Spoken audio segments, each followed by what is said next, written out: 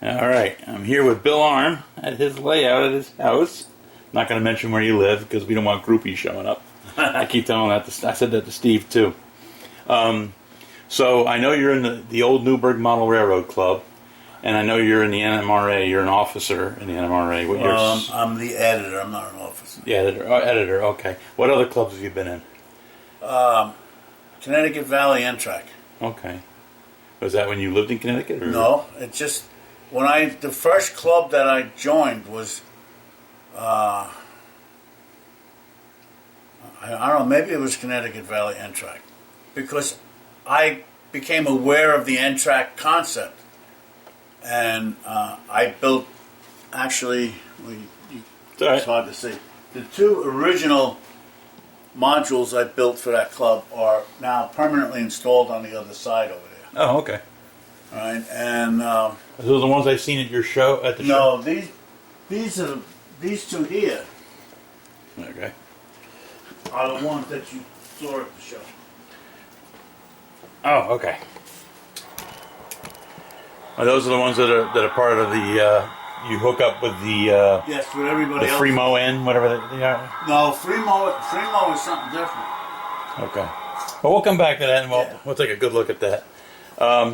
So you do N scale. Yes. But I also see that you have a G scale down there. Yes, that's for my grandkids. Oh, okay. Initially, I didn't have anything that had any sound, and little kids like sound, Right. as well as movement. So I made this bridge here to span the gap, Okay. and I just had a loop going around. But then, like most model railroaders, you get tired of the loop. Yes. The kids didn't care. No, they didn't. But- They did love seeing it going around. And Yeah, and they like to blow the whistle and all that good stuff. So I just kept adding to it. And we'll get closer. this peninsula wasn't there, so it was easy to see everything and to get at everything. And then eventually I came across an article by Tony Costa, and at one point in there he mentioned that his kids and his grandchildren learned that the railroad was Grandpa's toys, and they had to play by Grandpa's rules or they Couldn't didn't play. So that's the way it went with that, and then I just kept adding things along the way. Initially, the layout went from here around to there. Oh, on the other side of the room? No, just on this side. Oh, okay. And I could get at everything from the back side. Huh. And everything was done according to N-Track specs. Okay. Now, when did you start railroading? I mean, how old were you when you? Oh, when I first started, I don't know. 14. Teenager, maybe? Yeah, early teens. And then was it N scale or was it? It was Lionel. Lionel O gauge. And then I had HO. Okay. And then I guess in the 50s, late 50s or very early 60s, Aurora released a thing they call postage stamp trains. Okay. And it was the original N scale.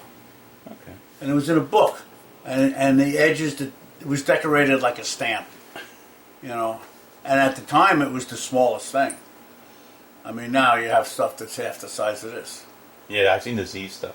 What inspired you to do railroading? Was it like your father gave you inspiration? No. It was just you yourself? I just, I don't know. I used to work for a guy years ago who said model railroaders are, what do you call it? Control freaks. And I looked at him. I said, what do you mean? He says, well, you can control everything. Where the track goes, how you make it go, what kind of... I said, maybe. I never thought of it that way. Yeah, it could be. Well, some of our club members, they think they're control freaks. Yes. And, which was odd coming from this guy, because if there ever was a control freak, he qualified. Oh, he was a... You know, And this was a guy that you worked with? that's the guy I worked for. Oh. So, Do you model in any certain line? Like Union Pacific? well, I probably have a little bit more B&O than anything else. Second would be Pennsylvania. I've kind of come to like the appearance of the C&O, So, you know. which was part of B&O. I don't have any particular reason other than I think the first locomotive that came with the postage train set was Pennsylvania, and I just liked the way it looked. And my first train set when I was a kid was a Pennsylvania. It was a F3, I don't even know Something what it like was. that, yes. And it came that with a dummy B unit. Yes. My brother got the Santa Fe, I got the Pennsylvania, it was HO. Yeah. And eventually I acquired the Santa Fe because he was 6 years older than me, so it was like, to him it was, he wanted to be more with girls than he did trains. Well, you go through that period Oh, where yeah. things just stop, you Yeah. know. Is there a certain era that your layout is? Not really, and in all honesty, it wasn't too long ago, like maybe a year, that I became aware that there are things that are kind of like giveaways, like the roof of a boxcar. The boxcars they make today, they don't have roof walks. Yeah. The roof walks went away in the 60s. Okay. So, if you're trying to say that your era is like 1947 and all your boxcars don't have roof walks, somebody may take exception to that. Yeah, I'm sure that there is I call like a techno nerd. Yeah. It's like I was talking to somebody about, I have a DCC card for an Alco engine, and I was going to put it into an E&D engine. And somebody said to me, so who's going to know the difference? I said, there'll be somebody that'll walk in and say, that's not the right motor running in there. Yeah, exactly. So, I mean, you always get some, I'm trying to think of the right word, nitpicker. yeah. All right. So, Well, that's what like I said, techno nerds. It's some of the people I say that need a hobby themselves. Yes. But, as somebody said, if they don't like it, they don't have to come to the layout. Right. Do you have a favorite engine or car, or like your first engine, or? The first one is, no, it's gone. Right now, I guess some of the newer ones, Like the newer era engines? yeah, they have sound in them, which is good for the first 10 minutes. Yeah. And then it starts to become annoying and you turn it off. Yeah. It's good at a show. Yep. Exactly.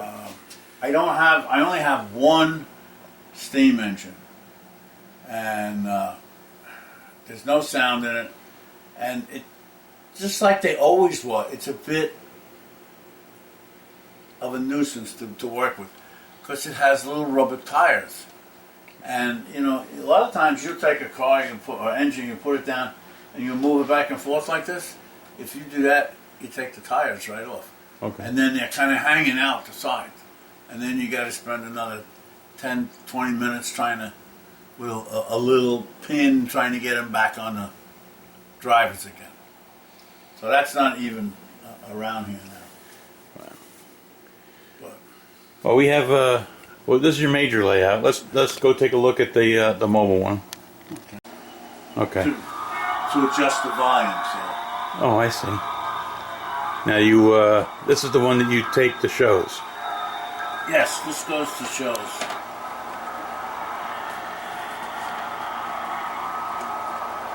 I think this is the one that I saw down Yes. at Amherst. You had it. Yes, sir, this is the one. And I don't remember it making noise, or was it just that loud at That Amherst? loud there that you couldn't hear it. And what's the noise represent? Hold on a second, I'm gonna take my camera. off the tripod so I can get closer looks. Well, you hear a couple of different things. You hear this clanging. Yeah. Almost sounds like a blacksmith banging on an anvil, and that's coming out of here. Okay. And that also has a welding. There's a little circuit card that produces 3 LEDs, and it produces a welding arc appearance. Yeah. And with the clanging, that makes it sound, to me, it suggests it's a factory. The horns and whatnot are for the traffic Okay. that you hear over here. Now, were you with the club that you hook up with at the shows to set this up? Do they want you to be at a certain era, or is it? No, the only thing you have to do with N-Track is the rails. These 3 tracks Okay. have to be at a specified distance from the back, and they have to be at a specified distance from the end. Okay. The distance allows you to connect modules with a standard straight track piece. Okay. You know, like when our club goes around and sets things up, we try to find pieces of rail to put. That's one way to do it. It's a little easier with the track. But to have everything come out the right size when you're making these things, the easiest way was to build a jig. Oh, cool.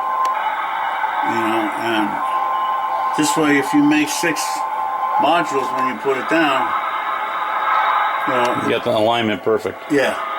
Okay. The only thing you gotta do is Get from the back. Now you can make them wider if you want. You can make the layout wider this Yeah, way? you can make it come out here if you want. But these tracks still have to measure from the back. It makes your reference point. Okay. Now, do these hook together with coffin locks, or? No, Okay. these are just clamps together. It was never suggested to use something like that at the Right. time when this was developed. And these standards they're still there. You mentioned the term Fremo before. Yeah, Fremo N and Fremo. You could do it at HO too. Yeah, I know. I've seen them. And the difference, primarily, there's a Fremo with a single track, and then there's a Fremo with 2 tracks. But there, the connection point has to be measured off the center of where it meets the next module. Oh, okay. And then the height, you know, basically the height initially starts out at 40 inches off the floor. And then you do the adjustment. Yeah, with and the, then you adjust with the legs. Now, one club did an outstanding job.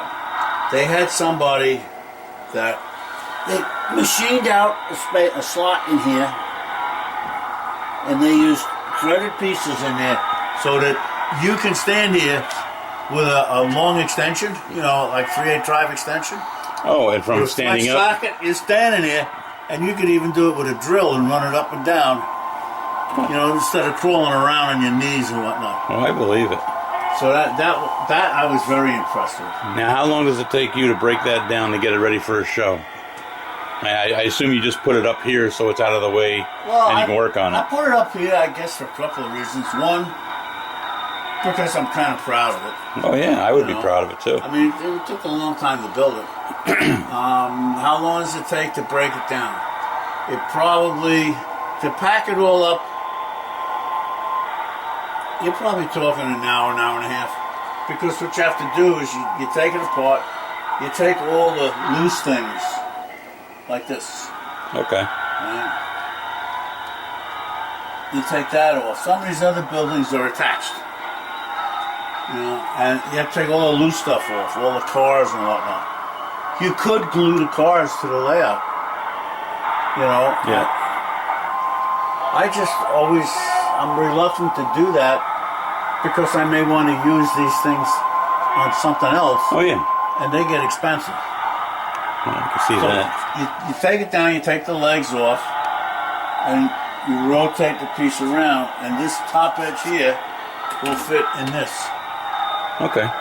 aluminum channel. And then you got plates that you make for the end, so you wind up constructing a big box, basically. It's a beautiful set. Beautiful setup. And while we're here, I see you got some big trains up here. Yes, this was the one on the top was actually tin plate that my wife's folks gave that to her Wow. at some point. I don't know when she was little. These here, there's one for each of my grandchildren. Oh, wow. That is cool. All right, and they're all just standard run-of-the-mill G-gauge cabooses that you get. Slowly. Alexander. Coden? Caden. I'm sorry. Miss Meredith. And they have Miss Meredith has gets to have a suffix for her name. Well, I don't know. That's what everybody was calling her. It's like Miss Lily, right? Oh, Miss Lily. That's true. I didn't see. I forgot that one. And they're in age order from left to right. That is awesome. She's the youngest. Each one has their birthdays on it. Oh wow! I didn't even notice that. Built date. Wow. Did you build these in honor of your grandchildren when they were born, or did you have somebody build them for No, you? I made them. Oh, cool. Somewhere along the line, I don't know how old they were at the time, I started making them. And then, of course, once you do one, you got to do it for the rest. Exactly. And I was able to print. The big challenge was the gold decals. There's some things you can make decals with a inkjet printer, Yeah. and there's some things just don't work. Yeah, I know. I did a scale model replica of one of the tankers in my fire company. I'm a life member of. Yeah. And I went and I had the guy do gold leaf decals for me because the lettering on the side was all in gold leaf. And I had to have somebody else do it. I couldn't do it myself. There's some guy, I don't know if he's still alive, out in Arizona, and he does decals. So I sent him an example of what I wanted. And the M and P stands for Mimi and Papa. I was going to ask you what that was. That's great. Okay, so this is your workshop, Yes. and I didn't know you were into doll houses. I started that about 35 years ago for my daughter. That's an old house. Yeah. And I just recently finished doing the roof. You can buy the shingles. Yeah, I know. I've seen them in the And I hobby used stores. a hot glue gun to put them on. And do you do, I see you have some of your modeling train stuff in here too. Yeah, well, that's because I was trying to straighten it up a little bit. You don't have to straighten up. I think everybody's house is a mess. Okay, so this is like a kind of like a fiddle yard, right? Yeah, this module and that one were the first two N-track modules that I made. Oh, wow. And they can come out. Everything's connected with power pole connectors. This is nice. And these are all right. I mean, there are some guys that work in N-scale and N-track stuff that's just absolutely phenomenal. Yeah. There's always somebody that's better than me or you or. And then after a while, I was putting them in here and I was taking them out. I was putting them in, and every time I took them to the show, or the time I got them back, I had to fix things after I got them back. So I said, hell with it, and I just put them in there. And I mean, I could get them out, but for all intents and purposes, it's permanent. And then this used to go across here. And I said, a lot of wasted space here. Used to go across where? The board, well, you can't really see it. Oh, here. You can see the wood frame. Oh, The line. okay. It went down to here. So this space wasn't used, and the original reason was I figured this way here, you won't run into it going around the corner if it doesn't stick out. But then I said, you know, I'm the primary person here. Right.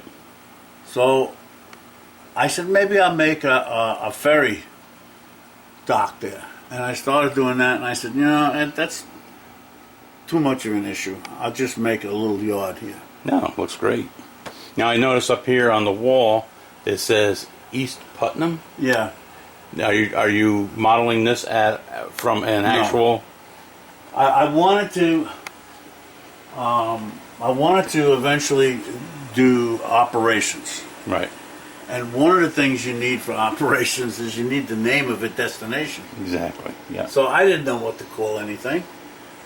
So I figured, well, we'll make this side West Putnam and this side East Putnam. Now, down here, this is actually a coal mine with the philosophy of loads in, empties out. Okay. If you go around the other side, is going to be where you put the loads in. Okay. All right. So, coming into your layout here, I forgot to ask, but I've already seen it. You run Digitrax as Yes. your layout power system. Now, what we're going to do here is we'll go around your layout, and you tell me certain things, like this is your roundhouse I see you're building, Yes. and The roof. pumpkin is there as a reminder on the way upstairs. To shut everything off. Shut everything off. That's your warning light. Because it's plugged in to that outlet. The entire layout is on one circuit controlled by this switch. Okay. Oh, all right. Because I've already gone upstairs, turned everything off, and came down 2 days later and found that the soldering iron was still plugged in. Oh, cool. So this way, that kind of eliminates that. So you got your roundhouse here.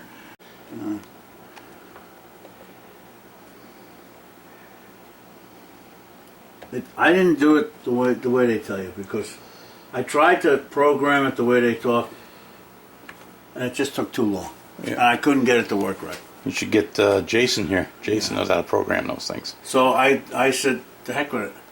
I'm not going to spend the time on it. Someday when I got nothing else to do and I'm in a decent mood, I'll try it. Because otherwise, it's going to find its way to the wall. You know?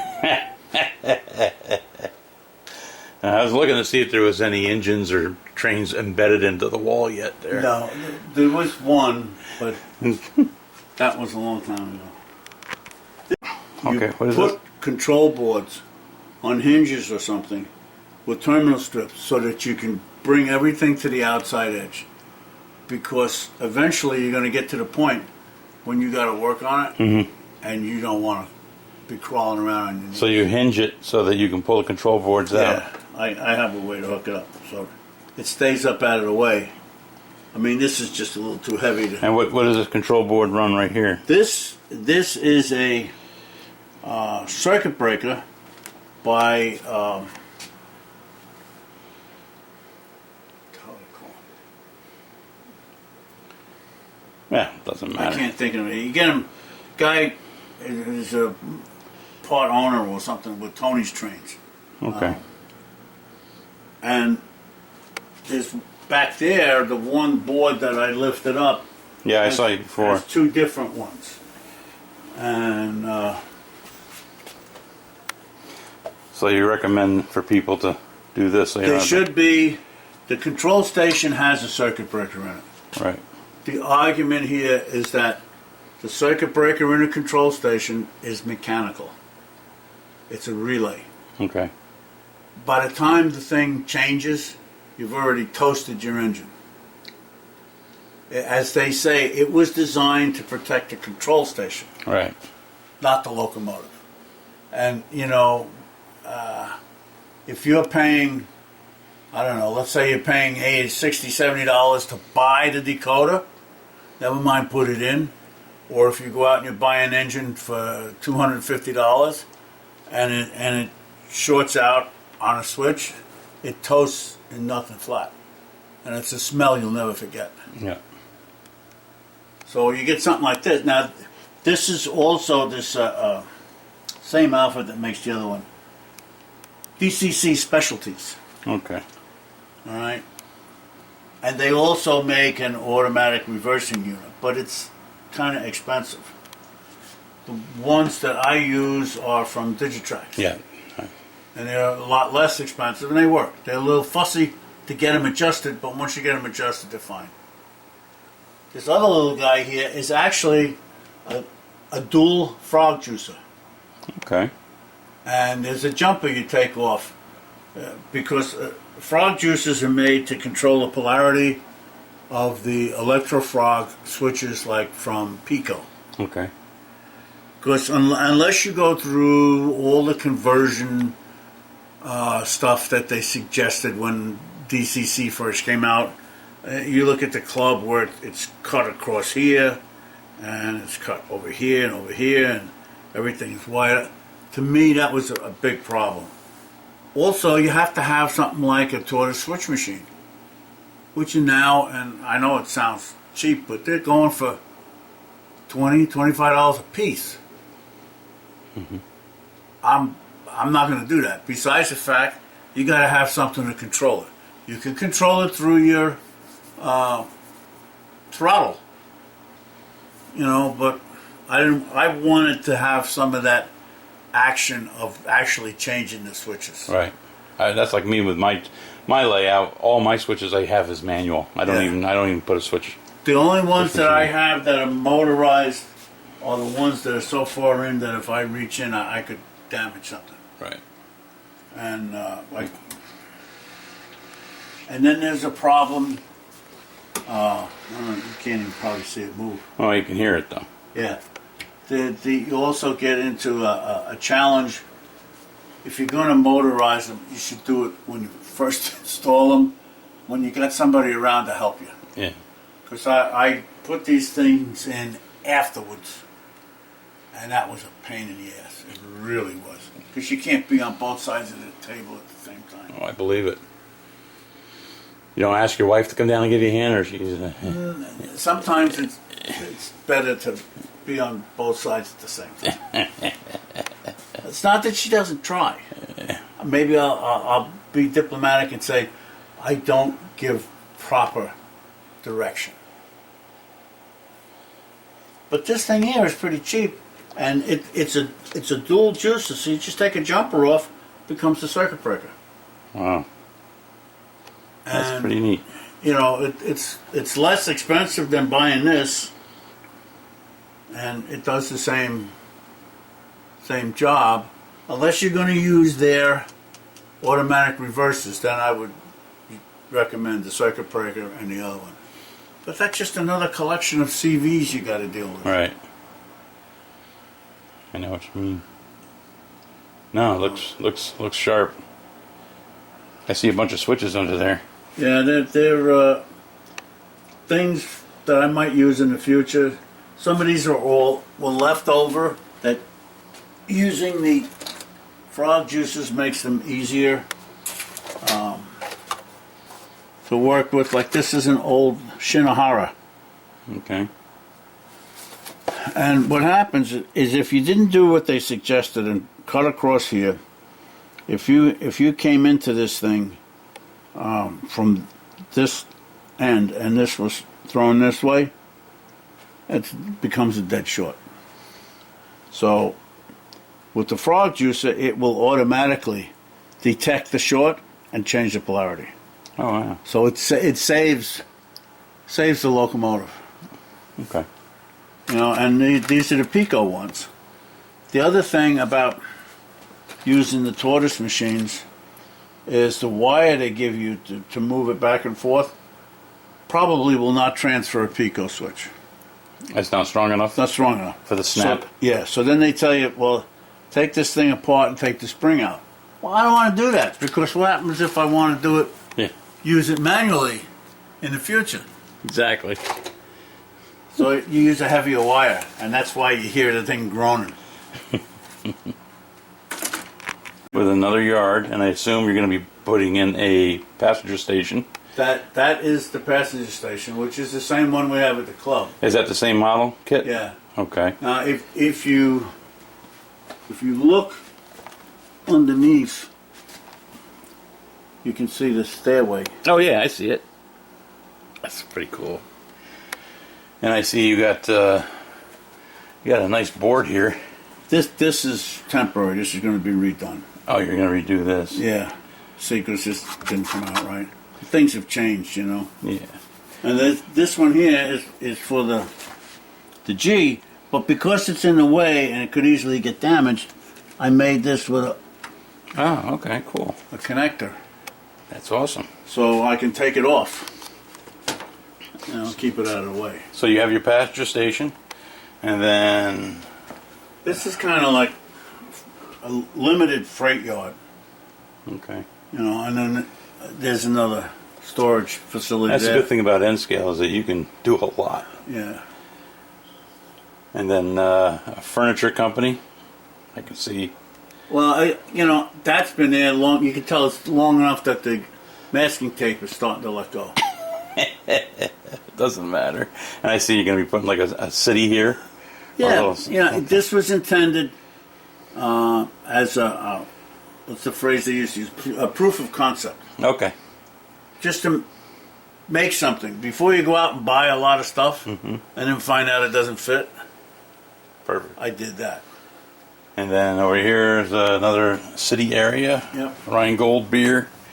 A lot of people don't even know what the Rheingold beer is. Exactly. My gosh. And then this is the other side going Right. into the coal mine. The That tunnel entrance. in the back. And then what kind of structure is that supposed to be? I don't know. I don't even know where I got it. It works. This was see, this is everything's let go here too, but this was just built from the kits, Right. DPM kits. That was just put together. Does this go into the other table too? This track? No, this one, yes, goes to the other It side. does. Okay. And so does this one, I assume. No, that one goes up eventually up to the top over there. Oh, you have a helix? No helix. No, Okay. Up here we have what? It looks like a grain mill. that's coal. Coal. Okay. And I'll just scoot down here. You got a nice bridge here. What kind of was it? Like a 2% grade going up? That's what I tried to do, was to keep it at 2%. Okay. And I can generally pull 6 cars, 7 maybe. Wow. Now, does that mountain remove so you can get into there if you Yeah, have it to? does. You don't have to pull it out, but No, it comes off. This section comes off. This comes off. There's a piece here comes out. So that because behind that is some staging tracks. behind here. Yeah. Okay. You can see it from the other end. So if something's going to get, going to derail, it's always going to do it in the most inconvenient place. Right. And I see how you got the line going all the way up around Yeah. up here. Do you have any future plans for this area up here? Yeah, this is going to be just like a farm co-op. I have another kit for the grain silos, so I'll have 2 of those, and some other things that are like farm-oriented stuff. Right. This section here also comes off, Oh, wow. and that doesn't. But that's got to be replaced too, because I tried to put a Y in up there, but I didn't have enough room for a good working radius on the Y. Okay. So I made it a return loop. Now this comes over here, and then what's this complex going to be? The back here is just like Like a little state. open staging. Yeah. Then coming over here, you have looks like a factory complex. Yeah, I don't have a name for it yet, but yes. And this was my first Why experiment. don't you make it I was gonna say, I saw these. I was gonna say, why don't you make it a toilet paper company? That could be. Using toilet paper rolls. This is my first experiment with track embedded in cement. Okay. So That is nice. And then I see another little town yeah, going over here. this actually is only sitting on there because this. I'll show you later when I run it. This has got a Fred on it. It's got a what? Fred. Oh, it's got the little light on the back? Yes, it blinks, Okay. and it takes power from the tracks. Oh, okay. Now, since we're here, do you want to show off your G scale here, or Huh? The G scale's really just? nothing special. Yeah, well, it's special to your grandchildren. So. That's right. They don't even pay much attention to it anymore. Really? Yeah. I don't know why. My one grandson, he just enjoyed putting things in the open cars and taking them to the other side of the layout and taking them out. And then put like the play school people and whatnot. My grandson, when he comes to look at my train set, he goes down so he's eye level with the train, Yeah. and then I have to stop it, and then he'll walk his fingers across like there's people walking in front of it. It's if you think about what you're seeing, it's really incredible, their imagination. Oh yeah, it is. I wish I still had the imagination back then. I could be writing movies. Now I noticed you got an HO track in the middle here. Was there? Yes. That's because I needed a place to put it, and the HO track was here because I bought an HO locomotive Okay. to bring to the club. All right. And so it gets charged through No, it just lays there, you know. just lays there. I mean, Oh, I have a okay. place to put it, so it kind of So, fit there. so this is considered G scale then, Yes, right? and G is a very funny number. It incorporates about 3 or 4 actual different scales. Yeah. I know. I've seen some of them that say G scale, but then the rails are all different. I mean, the rail is probably the same, Right. but the size of the locomotives or the cars even is different. Well, this is really cool, Bill. It's a beautiful job. How did you do the mountains? The pink styrofoam and plaster. Wow. That looks sharp. And the wax paper is just to keep the stuff from sticking to the backboard. Did you just recently do this one? A year ago. Okay. It's a beautiful layout. It's got a lot of potential. I can see a lot of things happening here. Like I said, I figured there could be a number of different, and things keep changing. That's the problem. Like the part behind you there, it just grew in width and whatnot. Because there's 2 reverse loops under this. These 2 tracks are part of a reverse loop. Oh, they come out through this tunnel here? Yes. And then this one on the top is another reverse loop. And then over here where this crossover is, this creates a reverse loop because it's basically a giant dog bone. I won't say giant, it's a big dog bone. It's giant. It's giant enough. What size do you think this is all totally? It's about 15 by 14 50. roughly. Yeah. No, it's fantastic. Well, This will come off too. you want to play with some trains? Let's play with some trains.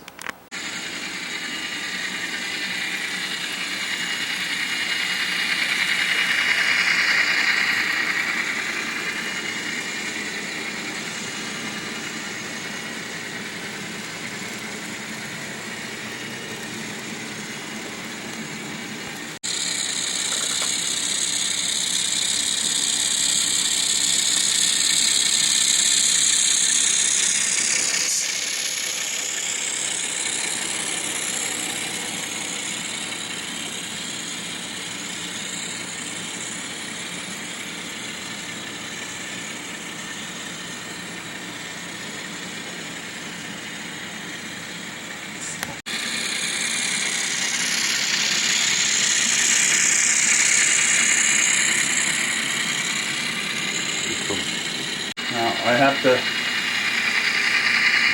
make a change over here to the switch. No problem.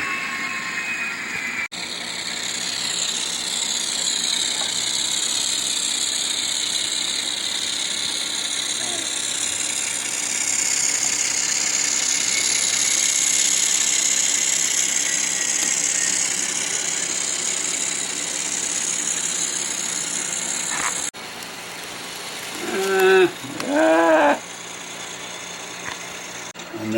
sudden they go.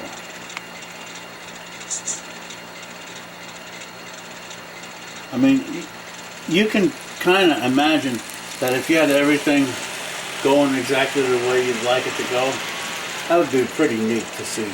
Yeah. The two trains just barely passing each other. But you're free to go there.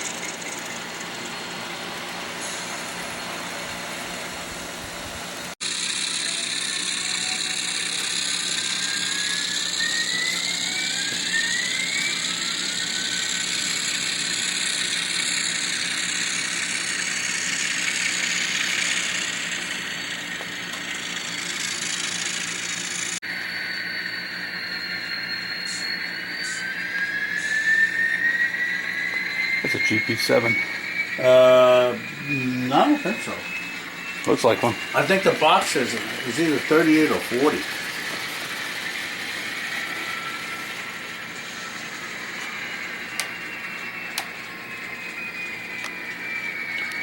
I'm sorry. You're right. It's a GP30.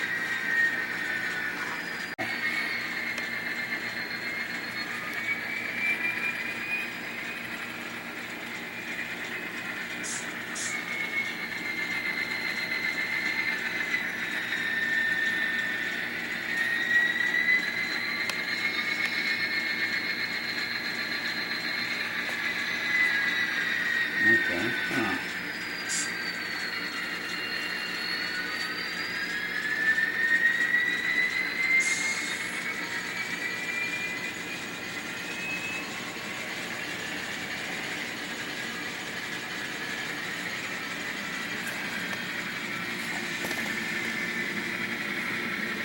Is that out switch set?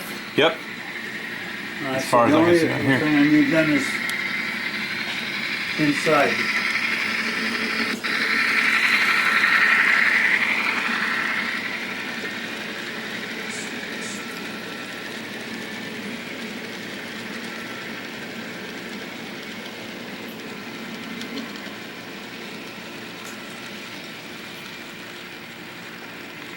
I don't know where it is.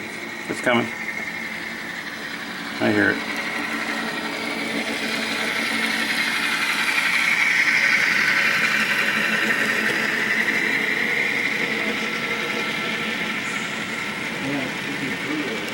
It's right here. What I tried to do